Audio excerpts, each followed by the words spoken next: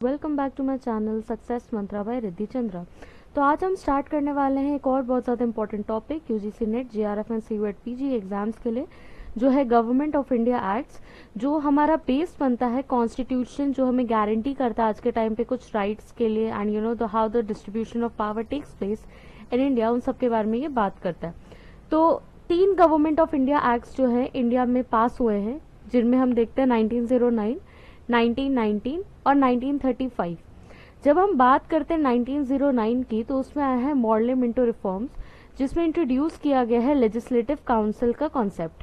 And उसी के साथ साथ 1909 का जो एक्ट है उसमें इन्वॉल्वमेंट ऑफ इंडियंस को बढ़ाया जा रहा है। जब हम लेजिस्लेटिव काउंसिल्स को देख रहे हैं तो both at the centre and the province, उस टाइम पे इंडिया जो है 2 चीजों में डिवाइडेड था। एक थे ब्रिटिश के प्रिंसली स्टेट्स, ब्रिटिश के प्रोविंसेस, एंड दूसरे थे इंडियन प्रिंसली स्टेट्स। जब हम ब्रिटिश प्रोविंसेस की बात करते हैं तो ब्रिटिश के अपने कुछ स्टेट्स हुए करते थे, और जो इंडियन प्रिंसली स्टेट्स हैं वो एरियाज होते थे बेसिकली जो इंडियन किंग्स के अंडर में होते थे। तो यहाँ पे हम क्या देखते हैं मॉडल मिंटो रिफॉर्म्स में कि लेजिस्लेटिव काउंसिल जो है वो इंट्रोड्यूस हुआ है सेंटर में और ब्रिटिश प्रोविंसेस में, not in the Indian princely states. तो ये बात ध्यान रखना है। और इसी के साथ साथ इनका साइज जो है वो कहीं ना कहीं इंक्रीज किया जा रहा था।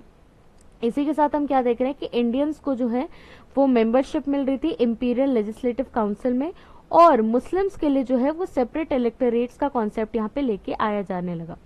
क्वेश्चन ये आता है सेपरेट इलेक्टोरेट्स होते क्या है। सेपरेट इलेक्टोरेट्स उस टाइम पे बहुत ज्यादा पॉपुलर चीज जो है British government divide and rule की पॉलिसी में उनका मेन जो कहते हैं ना वेपन है। सेपरेट इलेक्टोरेट्स का मतलब ये होता है कि for example in a particular constituency आप जो है देख रहे हैं कि मुस्लिम्स का पॉपुलेशन वहाँ बहुत ज्यादा है, तो फॉर एग्जाम्पल वहाँ पे 90% मुस्लिम्स की पॉपुलेशन है और 10% हिंदूज की पॉपुलेशन है। तो उस एरिया में जो कैंडिडेट होगा वो मुस्लिम का आप मतलब मुस्लिम का कैंडिडेट प्रपोज कर देंगे।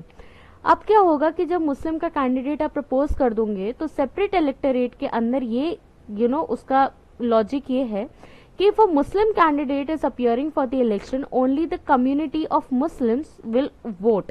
हिंदूज जो है वो वोट नहीं करेंगे, ठीक है। और इसी के साथ साथ जो रिजर्व्ड सीट्स का कॉन्सेप्ट है जो इंडिया लेके आया था आफ्टर 1947 कॉन्स्टिट्यूशन के फॉर्मेशन में हम देखते हैं, वो इसका उल्टा है। वो ये बोलता है कि पर्टिकुलरली कॉन्स्टिट्यूएंसी जो है वो रिजर्व्ड है, ठीक है। तो शॉर्ट में समझा रही हूँ कि सेपरेट इलेक्टोरेट्स में ये होता है कि रिलीजियस डिवाइड हो रहा है कि अगर एक रिलीजन का बंदा जो है वो कैंडिडेचर के लिए प्रपोज्ड है तो उसी जो रिलीजन या फिर कास्ट के लोग हैं तो वो वोट करेंगे। Whereas on the other hand जो रिजर्व्ड कॉन्स्टिट्यूएंसी का कॉन्सेप्ट है वो ये कहता है कि for a particular constituency it is set to be reserve for SC ST and OBCs और फॉर इवन विमेन, ठीक है। तो ये है उसमें कि all are welcome to vote, but separate electorates में ऐसा नहीं होता था, जिसके कारण हम क्या देखते हैं कि डिवाइड एंड रूल की पॉलिसी जो है ब्रिटिशर्स की वो बहुत ज्यादा चल रही थी। एक और चीज जो फैक्ट यहाँ पे याद करना है कि यहाँ पे जो पहले इंडियन मेंबर जो है वाइसरॉय एग्जीक्यूटिव काउंसिल के अपॉइंट हुए थे, उनका नाम है सत्येंद्र P सिन्हा, और उन्होंने कम्युनल रिप्रेजेंटेशन इंट्रोड्यूस किया। अभी कम्युनल रिप्रेजेंटेशन क्या होता है कि कम्युनिटी रिप्रेजेंटेशन जो है 1909 के मॉडल मिंटो रिफॉर्म्स में स्टार्ट हो गया था। तो 2-3 चीज हमें याद रखनी है। एक है लेजिस्लेटिव काउंसिल। लेजिस्लेटिव काउंसिल के कारण क्या हो रहा है कि जो प्रोविंस, जो ब्रिटिश प्रोविंसेस हैं एंड सेंटर है, उनका साइज जो इंक्रीज हो रहा है। इंडियंस जो है वो मेंबरशिप दे रहे हैं इंपीरियल लेजिस्लेटिव काउंसिल में।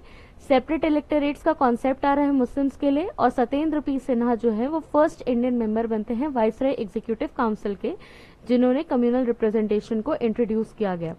देन वी सी 1919 में आता है मॉन्टगे चेल्मसफोर्ड रिफॉर्म्स। इसमें जो इम्पोर्टेंट चीज ये होती है वो होती है डायआर्ची। डायआर्ची को ये लोग इंट्रोड्यूस कर देते हैं प्रोविंस में, कि डायआर्ची का मतलब होता है 2 लेवल, ठीक है। तो डायआर्ची कहाँ इंट्रोड्यूस होता है? प्रोविंस में, again not in the princely states, remember this thing. Dyarchy जो है वो इंट्रोड्यूस होती है प्रोविंसेस में। उसी के साथ साथ इसमें भी जो है कम्युनल एंड क्लास इलेक्टोरेट्स पे फोकस है।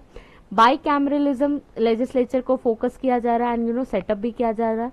उसी के साथ साथ हम देखते हैं पब्लिक सर्विस कमीशन का या फिर UPSC का जो फर्स्ट जो प्रीकर्सर माना जाता है वो है 1919 में स्टार्ट हुआ। तो 1919 में बेसिकली एस्टैब्लिशमेंट हुआ है पब्लिक सर्विस कमीशन का। उसी के साथ साथ सिमिलरली जैसे 1909 में मुस्लिम्स के लिए सेपरेट इलेक्टोरेट्स आया था, सिमिलरली 1919 में सेपरेट इलेक्टोरेट्स तीन चार और कम्युनिटीज के लिए लाई गई हैं, जैसे कि सिख्स हो गए, इंडियन क्रिश्चियंस हो गए, एंग्लो इंडियंस हो गए एंड यूरोपियंस हो गए। And the last one is a 1935 government of India act, जिसको ये बोला जाता है कि जो कॉन्स्टिट्यूशन हमारा आज के टाइम पे बना है 1947 में, जो बेसिकली इंट्रोड्यूस किया गया है, उसका जो मेन कहते हैं ना फाउंडिंग स्टोन जो है वो 1935 का GOI एक्ट है, that is the government of India act. Government of India act जब 1935 का हम लोग देख रहे हैं तो उसमें दो चीजें हमें ध्यान देनी है।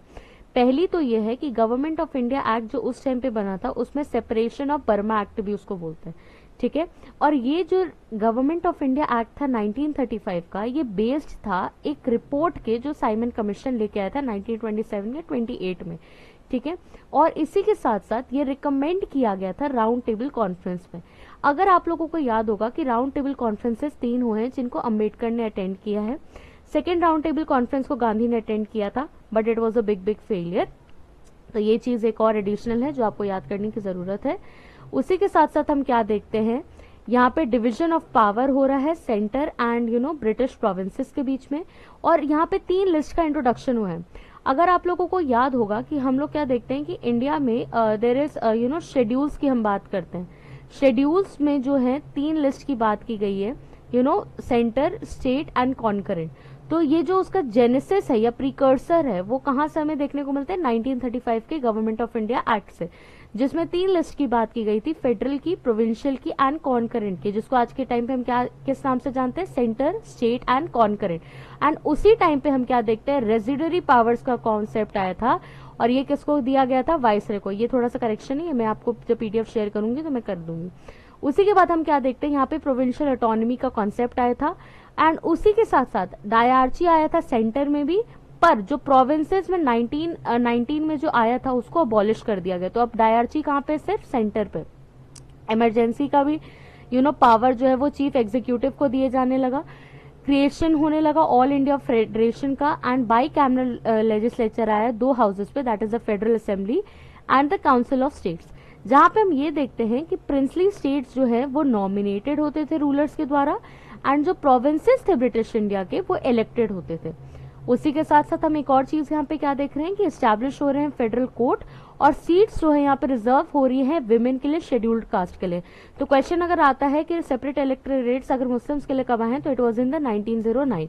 1919 में 6 के लिए आते हैं, एंड 1935 में रिजर्व सीट्स आती है विमेन के लिए, शेड्यूल्ड कास्ट के लिए। तो with this I and my video.